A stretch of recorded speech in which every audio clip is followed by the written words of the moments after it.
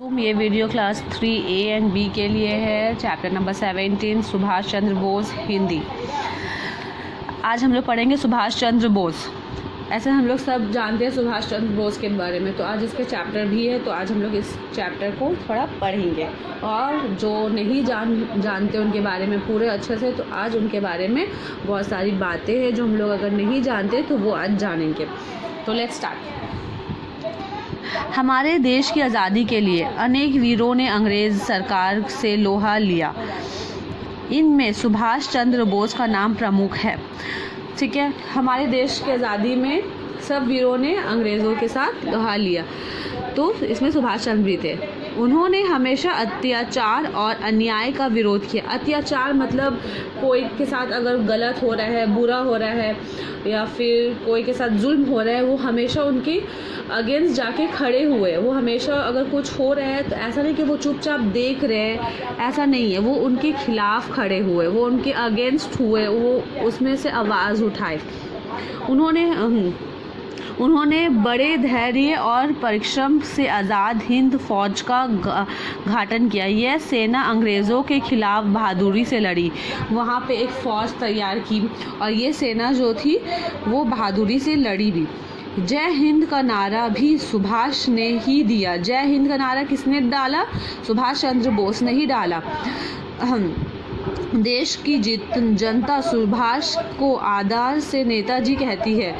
देश की जनता सुभाष को क्या कहती है? नेताजी, है ना। नेताजी सुभाष चंद्र बोस, हम लोग ऐसे ना बोलते हैं। सुभाष चंद्र बोस का जन्म उड़ीसा के कटक नगर में 23 जनवरी 1897 को हुआ था। अब उनका जन्मदिन प्रतिवर्ष देश प्रेम दिवस का नाम से मनाया जाता है। अब उनका जन्मदिन भी उनका एक प्रेम दिवस के नाम से ही मनाया जाता है। सुभाष के पिता जानकीनाथ एक वकील थे। जानकीनाथ कौन थे? उसके पिता का नाम था, वो एक वकील थे। उनकी माँ का नाम प्रभावती देवी था। सुभाष बचपन से ही साहसी और स्वाभिमानी थे। परीक्षाओं में उन्होंने हमेशा प्रथम श्रेणी पाई, यानी कि वो बहुत साहसी भी थे और वो हमेशा परीक्षा यानी कि एग्ज़ाम में वो हमेशा अच्छे मार्क्स लाते थे। सुभाष कॉलेज की पढ़ाई के लिए कलकत्ता गए। कलकत्ता में उन्होंने अंग्रेज़ी के अन्यायपूर्ण व्यवहार को निकट से देखा। उन्हें भारत माँ के कष्टों का अनुभव हुआ। तब उन्होंने देश की आज़ादी की लड़ाई का एक सिपाही बनने का निश्चय कर लिया। जब वो ये सब देखे, उनको समझ आया, तब वो एक सिपाही बनने का इरादा किए। जानकीनाथ चाहते थे कि वह सुभाष ICS की परीक्षा पास करे। ICS का परीक्षा, उसके पिताजी क्या चाहते थे कि वो ICS की परीक्षा पास करे। ये परीक्षा पास करने से ऊंची सरकारी नौकरी मिलती है। अगर ICS की अगर परीक्षा पास करेंगे, इससे हम लोग को सरकारी नौकरी मिलती है। तो वो चाहते थे कि उनको भी सरकारी नौकरी मिले। सुभाष अंग्रेज़ी सरकार की नौकरी नहीं करना चाहते थे, और वो अंग्रेज़ी सरकार की कोई भी नौकरी नहीं करना चाहते थे, किंतु पिता की इच्छा पूरी करने के लिए वह इंग्लैंड गए। वो अपने पिता को, मतलब उनका ये सपना था, उनका ये एक इच्छा था कि वो ICS का परीक्षा दे, ये तो वो उनको पूरा करने के लिए वो कहाँ गए थे? इंग्लैंड गए और इस परीक्षा में बैठे और वो परीक्षा भी दी। उन्हें 2 साल की पढ़ाई केवल 8 महीने में पूरी करनी पड़ी। वो 2 साल का जो पढ़ाई था वो सिर्फ और सिर्फ वो 8 महीना में पूरी की। फिर भी वह परीक्षा में चौथे स्थान पर आए, और फिर वो परीक्षा में इंग्लैंड में जाकर वो कितने इसमें आए? 4th पोजीशन पे आए। किंतु परीक्षा पास करने के बाद उन्होंने सरकारी नौकरी करने से इनकार कर दिया और भारत वापस आ गए। और फिर वहाँ पे जाके वो अपना जॉब करने, उनके पापा का ये सपना था, ये इच्छा था कि वो परीक्षा पास करे, वो एग्ज़ाम दे, वो डिग्री ले, है ना। पर वो डिग्री ली, अपने पापा का वो पूरा किया, बट वो सरकारी नौकरी नहीं करना चाहते थे, तो वो डायरेक्टली इनकार कर दिए। वो फिर अपने भारत वापस आए। वे गांधी जी से मिले और कांग्रेस में शामिल हो गए। वे फिर महात्मा गांधी जी से मिले और फिर वे कांग्रेस में शामिल हो गए। गांधी जी का विश्वास अहिंसा में था। गांधी जी का विश्वास किस में था? अहिंसा में था। वह अहिंसक सत्याग्रह से आज़ादी प्राप्त करना चाहते थे, परंतु सुभाष का मानना था कि अंग्रेज़ बातों से मानने वाला नहीं, इसलिए वह ब्रिटिश सरकार से लड़ाई लड़ना चाहते हैं। तो वो बोलते थे कि वो ऐसे बात करेंगे तो वो बात नहीं मानेंगे, तो हम लोग को जंग करना चाहिए। तो वो ब्रिटिश से लड़ाई करना चाहते थे। 1918 ईस्वी में कलकत्ता में नगर निगम का चुनाव हुए। सुभाष निगम के मुखिया कार्यपालक अधिकारी चुने गए। इस पद पर रहते हुए उन्होंने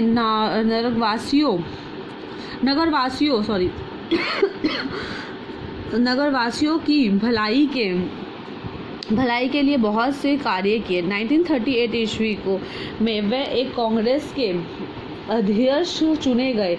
अगले वर्ष 1939 ईस्वी में भी वे कांग्रेस के अध्यक्ष चुने गए, किंतु उन्होंने पद छोड़ दिया। कांग्रेस से अलग होकर उन्होंने फॉरवर्ड ब्लॉक नामक नया दल बनाया। फिर वो इतना करते करते 1939 में भी, क्योंकि वहाँ पे गांधी जी अहिंसक नहीं करना चाहते थे, और वो उनसे मतलब उनका नॉलेज, इनका मतलब दोनों में नहीं मिल रहा था। तो वो क्या किए, 1938 तक किए। फिर 1939 में भी वो वही चुने गए, पर वो कांग्रेस का वो चीज़ छोड़ दिए।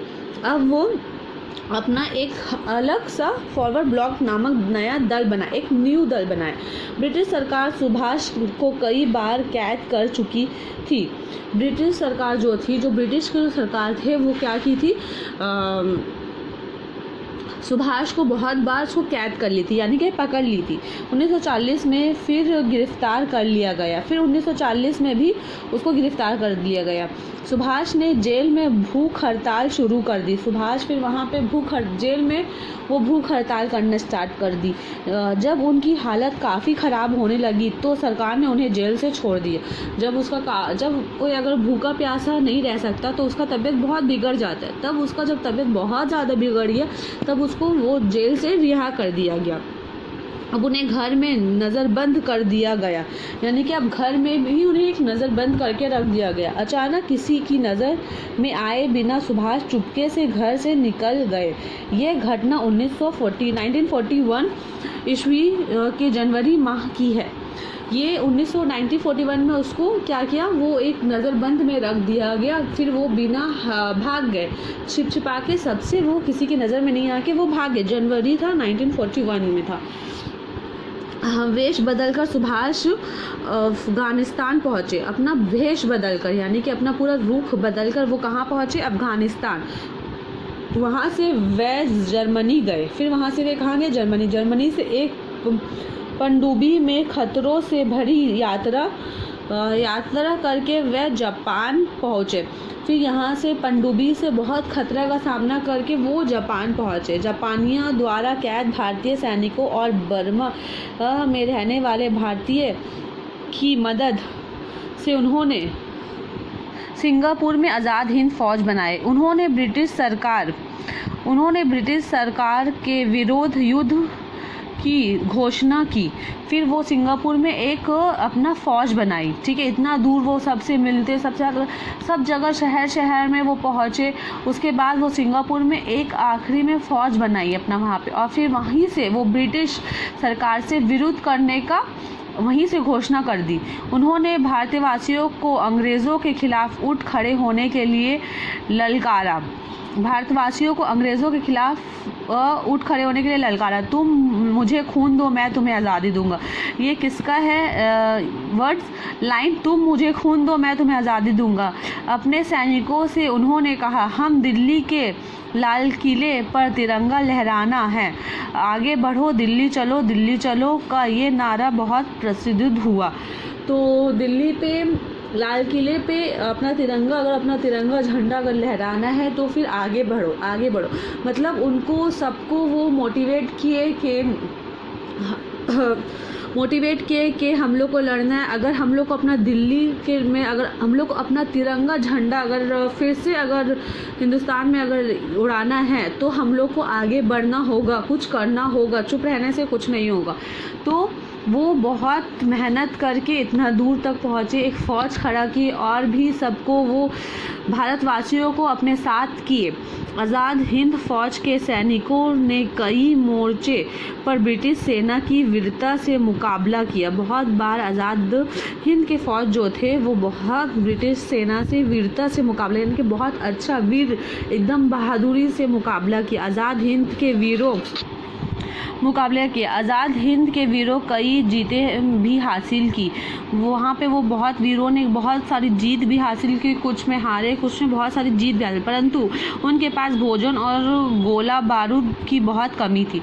पर उनके पास खाने पीने की और जो वो जिससे लड़ाई कर रहे थे गोला बारूद, उसकी बहुत कमी थी। 1945 में ईस्वी से युद्ध का पासा पलटने लगा। आज़ाद हिंद फौज हारने लगी।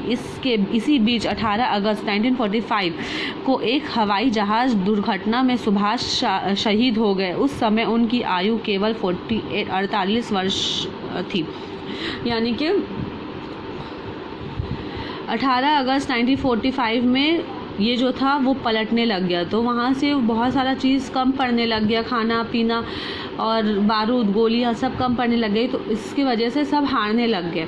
ठीक है, बहुत लोग शहीद। 1945 को हवाई जहाज़ दुर्घटना की वजह से सुभाष शहीद हो गए और इस समय उसकी आयु सिर्फ 48 यानी कि 48 साल की थी। नेताजी सुभाष चंद्र बोस तो नहीं रहे, किंतु देश को आज़ाद कराने का उनका स्वप्न 15 अगस्त 1947 को पूरा हुआ। यानी कि सुभाष चंद्र बोस तो अब नहीं रहे, वो शहीद हो गए, पर उनका जो एक सपना था कि वो ब्रिटिश से अपना अंग्रेज़ी से वो आज़ाद करवाएंगे अपने मतलब देशवासियों को, तो वो सपना पूरा हुआ। 15 अगस्त 1947 को पूरा हुआ। सुभाष चंद्र बोस भले ही आज हमारे बीच ना हो, किंतु उनका जीवन सदा भारत के लोगों को प्रेरणा देता रहेगा। और उनका जो जीवन, वो अपना जीवन में कैसे सब कुछ बिताए, क्या क्या किए अब देश को आज़ाद करने में, ये हम लोग को हमेशा प्रेरणा, हम लोग को हमेशा एक हौसला, प्रेरणा, इसके बारे में हम लोग हमेशा पढ़ते हैं और आज भी सब बात करते हैं इसके बारे में। तो ये था सुभाष चंद्र बोस के बारे में एक छोटा सा कहानी, तो जो आप लोग आज सुने हो। तो आई होप आप लोग को ये चैप्टर समझ में आया होगा। Thank you.